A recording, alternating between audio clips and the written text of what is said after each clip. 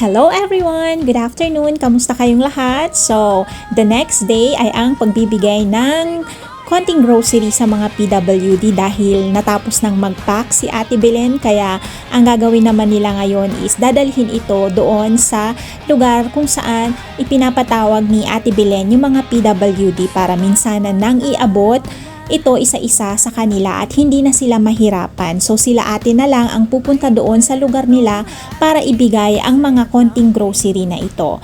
So ayan, busy ang aking ate at andyan si Mac na taga-video. Kaya maraming salamat sa inyong dalawa dahil kayo ang gumawa ng video na ito para meron tayong ma-i-upload at matutuwa na naman si Mister kapag nakita niya ito dahil talagang yung suporta nyo sa aming channel ay talagang all out support talaga ang ginagawa ninyo. Kaya maraming salamat talaga sa aking kapamilya.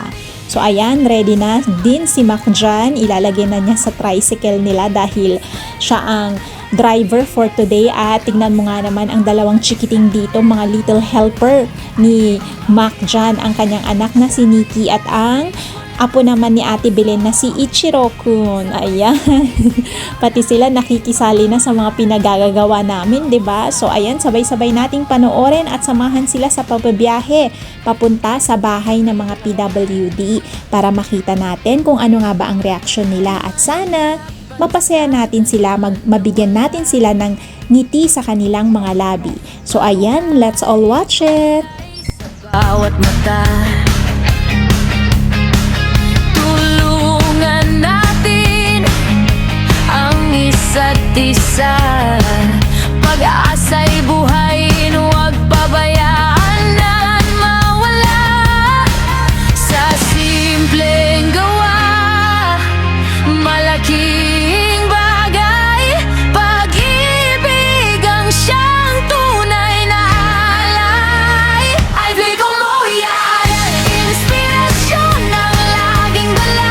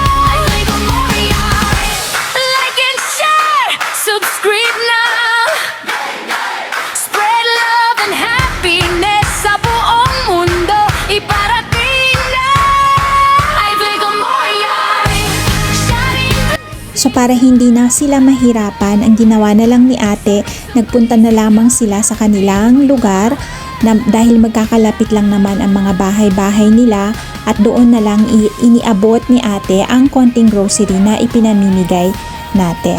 So ayan, pumayag naman po sila na kuhanan sila ng video, kaya bago po natin sila kukuhanan, nagpapaalam po muna kami kung okay lang ba sa kanila na isama sila sa ating mga video at pumayag naman po sila. Kaya ayan, mapapanood po natin ang pagbibigay natin ng konting grocery sa mga tao na mga PWD.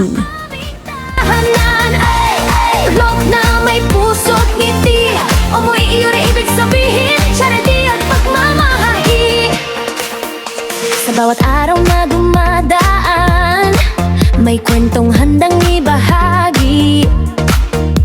Mula puso, taos at tunay, pagmamahal ay di madamot lagi. Pamilya ang unang inspirasyon, pag-ibig ang aming misyon. Sa maliit na tulong na alay, malaking ngiti ang kapalit palagi. Kung ikaw ay napapagod na, halika't sabay tayong huminga. Dito may saya at pag-asa at biyayang kusang dumadating na.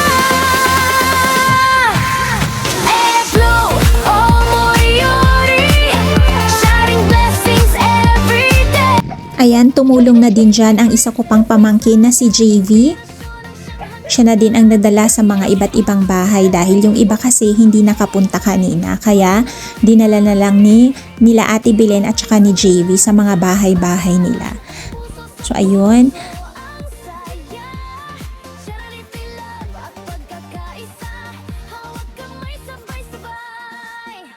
Sa bawat live na aming simulan, may tawanan. Ito naman po ang sumunod na binigyan nila ate sa likod ng napakaganda at masayahing mukha ng batang ito. Hindi man po siya nakakapagsalita dahil siya ay pipi, pero hindi ito hadlang dahil tignan nyo naman napakamasayahin niyang bata. Tayo na laging nandyan.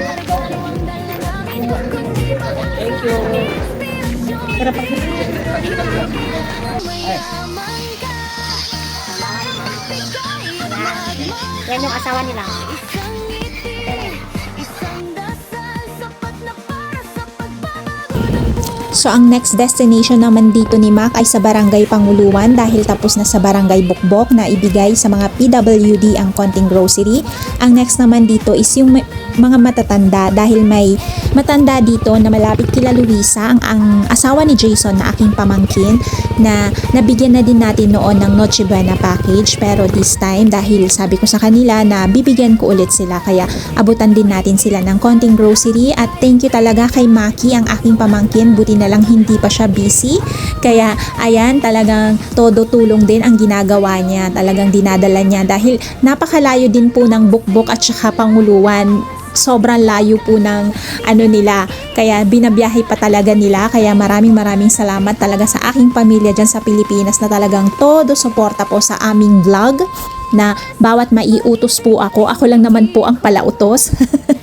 Talagang todo suporta sila at gagawin talaga nila, kaya tuwang-tuwa din si Mr. dahil ayan, full force sila. So ayan, si Luisa, ang asawa ni Jason na aking pamangkin, kung matatandaan po ninyo, siya din yung nasa video doon sa ating free ice candy na pinamigay sa mga bata. At ayan, sabi ni tatay, sa sunod daw isang sako, sana tayo magdilang anghel ka at magawa natin yan na makapagbigay ng isang sako sa bawat tao.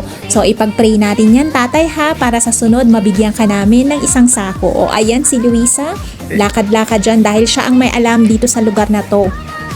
Taga rito kasi siya, kaya siya ang in charge sa pagbibigay. At syempre si Mac nandyan lamang yan sa likod na kumukuha ng video, kaya tignan nyo, diba, napakasarap sa pakiramdam na todo suporta ang pamilya mo, ang buong pamilya mo sa lahat ng ginagawa mo.